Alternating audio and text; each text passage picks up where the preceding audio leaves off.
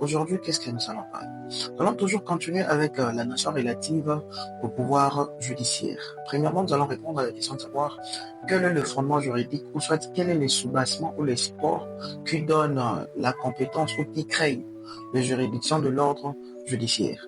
En dépit de la Constitution, nous avons la loi du 11 avril, la loi portant organisation et fonctionnement des juridictions de l'ordre judiciaire. C'est cette loi-là qui organise et qui détermine la compétence de chaque juridiction, de la Cour de cassation au tribunal ou aux tribunaux de paix. C'est à travers cette loi qui prévoit les compétences territoriales, personnelles, ainsi que les compétences matérielles de chaque juridiction.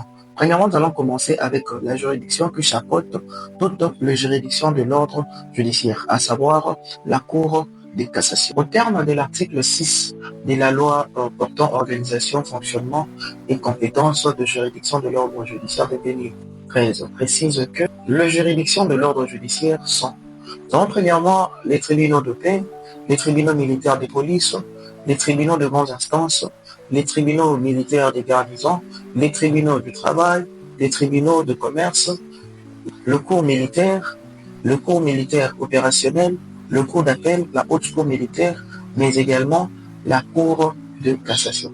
Quelles sont donc les juridictions de l'ordre judiciaire? Alors, il faut aussi préciser que les tribunaux du travail, mais également les tribunaux de commerce sont régis par la loi qui les institue, la loi portant organisation, création des tribunaux de commerce, mais également la loi sur ou régissant les tribunaux de travail. Alors, premièrement, nous allons parler de la Cour de cassation. C'est quoi la Cour de cassation? Mais quelle est aussi la compétence de la Cour de cassation? Il faut comprendre que la Cour de cassation, c'est la plus haute juridiction de l'ordre judiciaire et elle est conséquence ou corollaire de l'éclatement de la Cour suprême de justice en trois ordres.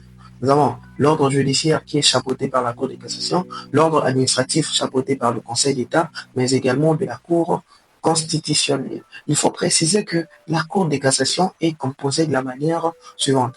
Nous avons le premier président qui est chargé de l'administration de la Cour, nous avons deux présidents, mais également deux conseillers.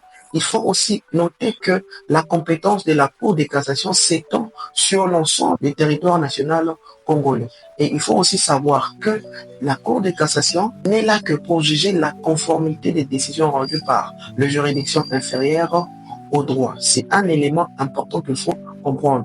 Le juge de la Cour, lui, ne juge pas le fond de l'affaire, mais vérifie la conformité de la décision au droit. Est-ce que la compétence était respectée? Est-ce que le délai de prescription était respecté? Et tant d'autres, j'en passe le meilleur. Les justiciables à la Cour de cassation sont le suivant.